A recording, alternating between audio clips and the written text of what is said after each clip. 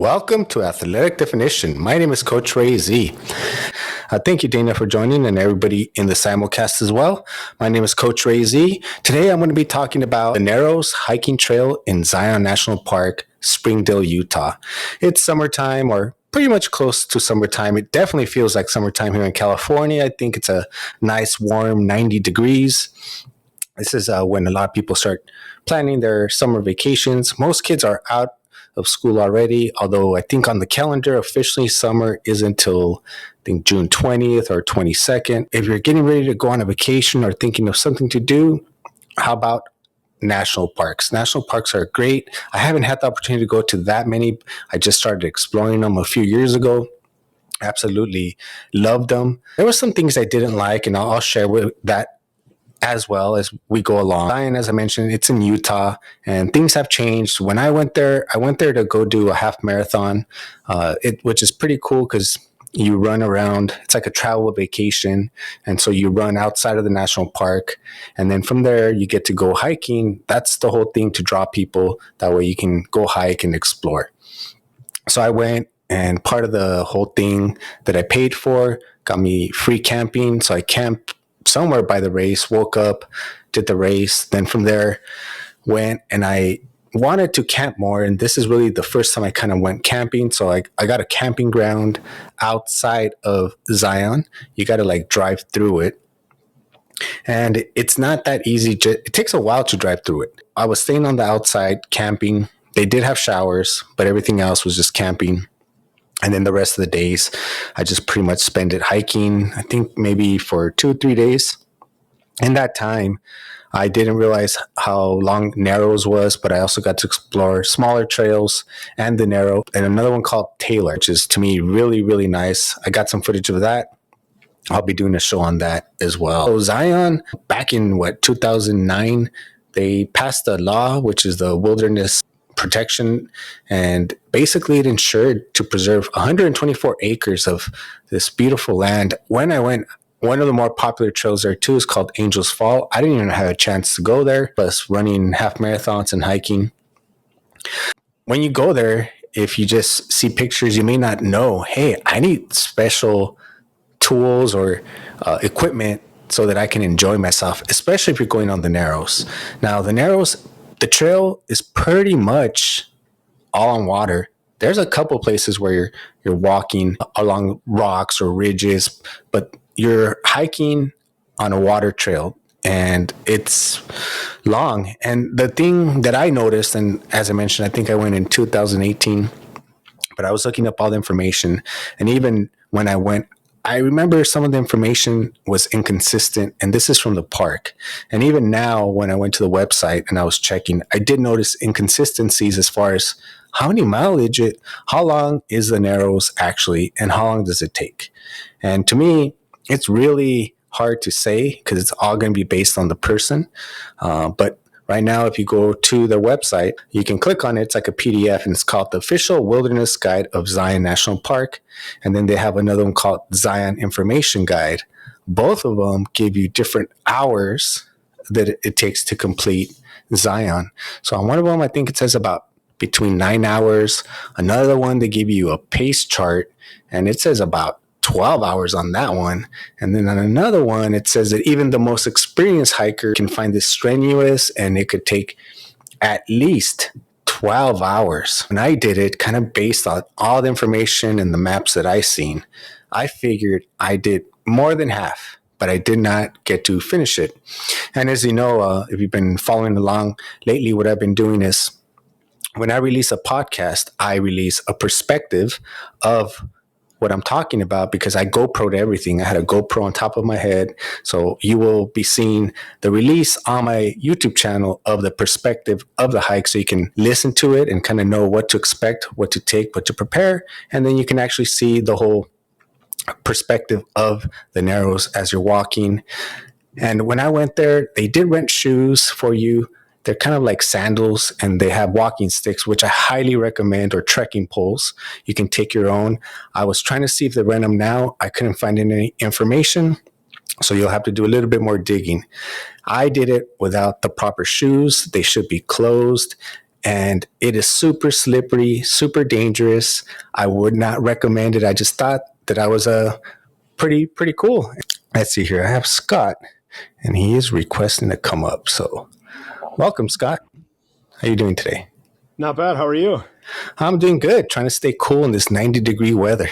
Yeah, I hear you. I love this and love this show. So, and I'm a big hiker, not as experienced or accomplished as you. I was just wondering, did you see Kolob Arch? No, I did not. Oh, okay. What is that part of the Narrows? It's not part of the Narrows, but it's part of Zion. Okay. And so I was just curious because it's like bucket listy for me. Like I just have always wanted to see it, and I figured if you could tell me how ridiculous it is, that would be awesome. But no worries. If not, I'll go back to listening. Oh no, sure. No, thank you for Scott for coming up, and I have not had the opportunity to go there. One of the things that I do want to do is go back to Zion National Park. I kind of looked up the prices for people who are interested. If you want to just take a vehicle, it is $35. So then you think you're a little smart. I'm gonna go there on a motorcycle, $30. Well, how about if I walk or take a bicycle?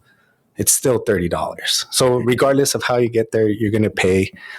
But it's well worth it. They have an annual pass as well. They have a week, and that $35, that's for a week pass. They also have, it's kind of like Disneyland. That's probably like the thing I didn't like about it too much. They have trams. They are free and they run about every 15, 20 minutes. So it's good to get from point A to point B.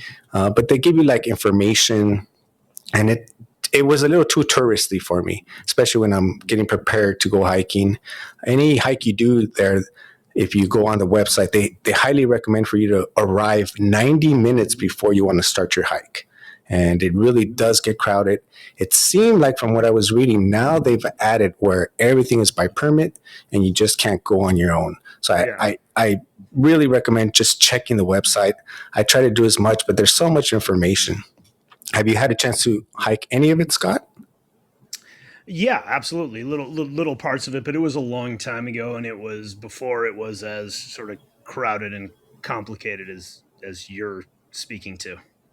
Yes. And, the other things that I don't think people keep in mind, and which is one of the things that I want to stress on, is bathroom. There is no bathrooms.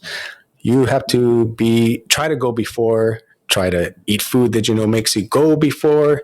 If not, you have to dispose of it yourself. And another thing, as I mentioned, the flash floods is probably one of the most scary parts of the Narrows. A flash flood, from what I was reading, and I knew about it before I went. So it's really your responsibility. The national parks say it's your responsibility to look at the weather. And a flash flood within seconds, it said, or minutes, can rise 12 feet throughout the year in that part of Utah. So as you're hiking, if it starts to rain and you just got to get out of there. And so if you go unprepared like I did without the proper shoes, trekking out of there is going to make it more dangerous and highly unlikely that you'll survive, because that is just a dangerous situation. Plus, I'm not a great swimmer. Yeah, I hear you for sure. Well, thank you for pulling me up and answering my questions, but loving what you're doing, and you can bump me out. So if anyone else has a question, they can answer, but I'll be listening. Thank you, Scott. And I'm glad you enjoy the show. Yeah, thanks. Thank you, Scott, for coming up. I also saw that for the seniors, they have a lifetime pass, which, man, I wish I qualified for that already, but I don't. You have to be 62 years old and you only pay once. They also have an annual pass, which I believe goes for about $80. Things you want to remember when you go hiking on the Narrows is no bathrooms. You're going to have to dispose of any trash that you take. There is wildlife as well. There's like mountain lions, not necessarily in the Narrows, but you don't want to just have your food lying around. And you want to preserve the nature of it. Also, I noticed this myself, that because I went to go run a half marathon, and then part of the experience was hiking, going into the Zion National Park. But you don't really get to see the true beauty if you're not in good shape, because you get tired and you don't go. I saw so many people who would just go to the very beginning of the trail or more than one trail, take a picture for the Instagram, and then leave. Now, maybe it was just because they wanted a picture for Instagram, or they just weren't in good enough shape to, because it is strenuous and it takes time. So for you to really enjoy the peaks and the views and everything else, I say get in shape, especially if you're going to go run like a half marathon or marathon. When I've done like Sedona, I still go hiking because I just love to explore. And if you're out of shape, you can't do that. You're just going to be pretty much out the whole time. I was young, I didn't get to travel. So when I started traveling, I always want to make the most out of it from the moment I wake up to I basically pass out. So there is a lot of crowds in Zion. And now I think they're with the permits, it's supposed to be to help reduce it. But if you can, the earlier you go, the better. Something about, from what I was reading, they're trying to narrow it down to maybe about 40 people that you'll see along the path. It's a pretty big canyon. Certain parts can get pretty deep, which I didn't realize it. It can go up to, basically, it's a 2,000 feet deep. And some places it actually narrows down to maybe 20 to 30 feet. So it starts to close in. You can see the walls as you look up. And as I mentioned, you'll be able to view all the perspective on my Coach Ray Z. I'll be putting out all the footage that I took on my GoPro of Zion. There's other out there, but none of them really mentioned the proper shoes. They mentioned some good tips on there, but the proper shoes to me is so important if you're going to have a good time. Or I saw a lot of people renting. I couldn't find any information, as I mentioned, but there were sandal-like surfer type material that kind of keeps, it's basically going to be able to survive in the water. And then the trekking poles were just sticks. It's about, from what I read, about 16 miles. Everything that you do there, you need to check to get permits. It could take you maybe 12 to 16 hours to reach the very end. At the very end, when you hit the end, if you go on there, and I heard it takes about 1 year to reserve it, you can camp out there. That way you don't have to hike all the way back the same day. There's also another way, which I couldn't quite tell, but some people have told me that you can climb up from the ending, and it looks like that is no longer allowed and you cannot get permits. So there's more than one way. As you're going on the narrows, there's only one, it's pretty much a straight path the whole time. There's one place where you can make a right, and it's nice. There's some beautiful views, but there's really nothing there. So if you're trying to reach the end of the narrows, that is just basically gonna take time away from you reaching the end. And it's definitely not recommended to do in one day, because it could take an experienced hiker about 12 to 16 hours. And that just kind of depends on how long you sit down, how many pictures you take, how long you take for breaks or to eat.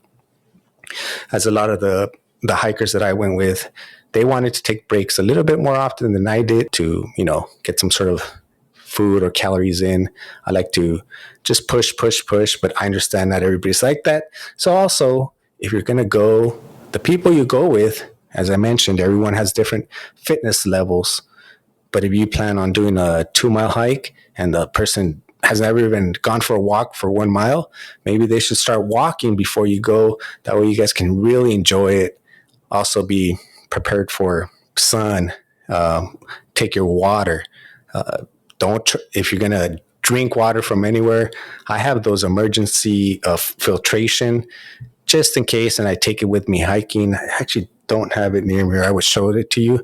You can pretty much buy them anywhere. They range, and they're just emergency. You never know what could happen. Anything. I always take a couple of things of emergency, which I should probably do a whole show, but it's just basically to purify water if you get stuck anywhere. But I have a hydration backpack. You can refill your water and also get like sunblock in the stations that they have inside where the park rangers are at, the information booths. Everybody has to pay to get in. They try to reduce 4 million visitors per year by using the shuttles. You can also park there, but you'll pay, and it's limited space in everything. So you want to either reserve or get there as early as possible. From what I was reading, it looks like they have like maybe like say 4 spots for walk-ins, and then the rest are for people who reserved online. So you still have a chance to enter, but not necessarily guaranteed, and it all depends on how early you get there. And the later it gets there, the more crowded. When I first, and I'm not sure if I recorded or not, but you can see when I first start the Narrows, there's people there. But I don't know if on the way back I recorded. On the way back, it was a madhouse. It was insane how many people were barely starting their trail hike at that time, where to me it wasn't even enjoyable. I'm going there to kind of disconnect and reconnect with nature and not just be bombarded with so many people. Although I understand we're all there. We all want to share the same experience. It's one of the more popular destinations. If you've never been there, I highly recommend it. Besides that, there's over 9 major ones that I could tell that they list at Zion. It's a Parkes Trail, the Grotto Trail, Lower Emerald Pool Trail, Riverside Walk, which is I think it's the opposite end of the Narrows. They have the Canyon Overlook, Watchman Trail, Sand Beach Trail, Middle Emerald Pool Trail, Upper Emerald Pool Trail. I think when I went, some of these did not have water, so they don't always have water. Scout Outlook, the Narrows, Timber Creek, Taylor Creek. And so pretty much when you go on, if you're kind of looking at a map and you're driving from the south side of, I would say, Arizona, or kind of just the south going into Utah, that's the main entrance to Zion National Park. But if you go to the west, up north through the 15th, there's another entrance into Zion National Park. And that's where I was able to go into Taylor Creek. And that one was really beautiful. That trail right there actually was, there was no tram involved. So it just made it way more enjoyable. It didn't have that whole Disneyland feel. It was hardly any people. And there was basically water running along the whole side of the trail. It was beautiful. You can hear the water flowing as you see nature. I did not get to finish that one just because I just ran out of time. I had to drive back to California. I had a rental car and everything. Didn't have time to finish it. That trail, it says it's 5 miles, but it takes an average of 3.5 hours to finish. I didn't get to see it. And after that, they actually closed down that trail to work on it for about 8 months. So it just kind of reopened. If you get a chance, besides maybe all the popular ones, which may be difficult to get in, I highly recommend Taylor Creek Trail. I'll be doing a future episode just on that one because I thought it was so beautiful. As Zion National Park has a lot of different trails you can do. If you're going to go for the Narrows, I would say the most important thing to avoid that flash flooding is check the area, because it's year round. So check the weather, check the website. They'll give you the most accurate information. And even then, regardless, it's up to you. Theory tells you it's not going to rain and you notice it starts sprinkling while you're in the Narrows, it's time to get out. Get out, and the fastest possible. And the way you're going to do that is by having the proper gear, which is the proper shoes and the proper trekking poles. Because even if you're experienced, there's video of me where I almost fell. I just got so lucky, and it doesn't look as dramatic on the video, but looking at it just made me recall of how I felt like, oh, I'm going to eat shit right now. You definitely want to be prepared. As I mentioned, I'm not a strong swimmer, so I would be scared pretty much shitless if it's flash flood and all the water's coming in. To enjoy it, be sure you take the proper shoes. Be sure to check the weather. Remember, there's no bathroom. You're going to have to take enough food for you to have the strength to hike there and come back, depending on how far you want to go. And remember, as I mentioned, even the information on the website, from the official wilderness guide to the Zion information, doesn't 100% tell you with accuracy how long the Narrows is or how long it'll take you. It's really hard for me to actually say for anybody, because everybody's going to walk at a different pace, and someone may want to stop and view something else or just sit there for a while, because a lot of people do that. Depending on all that, that's all going to take into consideration how long it's going to take you to accomplish it. But you should at least, I would say, walk it for 1 hour if you don't want to do the whole thing. It's just something undescribable that you should at least experience once. And if you have kids, it's a perfect time to take them during the summer vacation. I have a couple kids. I have a boy and a girl, and the angels fall. I'm so panicky when I take them hiking or take people hiking somewhere like where anytime there's danger, but certain places are just kind of even more creepy or kind of give you the heebie-jeebies. And the whole time I'm like, oh, just like so panicky. So I want to take my son with me to go hiking. I want to take my daughter, but she doesn't like to hike as much. And I'm just more nervous, I think, with her around trying to do like Angels Fall. And with my son, I would do it. But even then, I think maybe I'd be better off going by myself, make it more enjoyable, because sometimes it could just be too much as a parent. But that's up to you. You don't have to do such, heart pounding type trails. And actually, even though the view could be scary, and people have died, I believe, since 2014 people have died. And most people who have died on Angels Fall have not died. Actually, nobody has died on the chain part. It's actually been before or after. And really, I think it's been probably because sometimes it's an accident, but people are careless. People don't do the 3 points of contact, which is having your feet grounded and grab onto something. Some people don't like to use the chains. Some people do, but that's not the issue. It's usually people get too close to the edge. How many times before I went to the Grand Canyon, people were just taking a selfie and you fall off, or you see people hiking with flip-flops. I invited a girl hiking one time. She went in heels. And I was like, I don't think people just understand or have never done it before. So hopefully this will give you, for the people who've never gone hiking, or if you want to go hiking, look into the proper shoes, whether they're hiking boots or trail running shoes, which have different grip for trails. I like to trail run, so I use trail running shoes. I don't really use hiking shoes or hiking boots. There's certain places where, depending on how much you want to hike and where you want to hike, you're going to need hiking boots.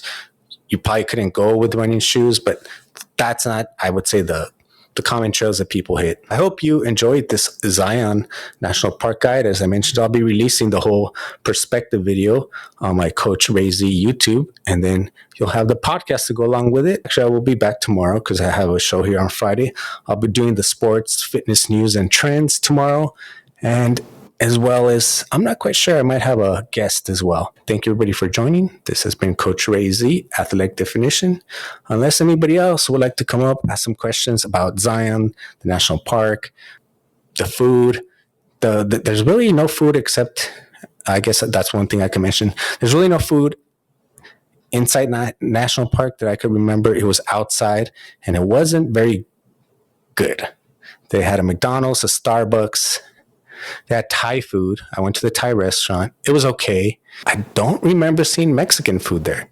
I don't remember seeing one Mexican taco place. So back then I was like, oh, chi-ching, any Mexican who wants to come and move right on the outside of Springdale going into Zion is going to make a killing selling some tacos, because who doesn't love tacos? So that's the food that I could remember. I'm trying to think of anything else that you should know. But if nobody else has questions, I want to thank everybody in the audience today for being here, and I will be back tomorrow. Thank you once again. My name is Coach Ray Z, Athletic Definition.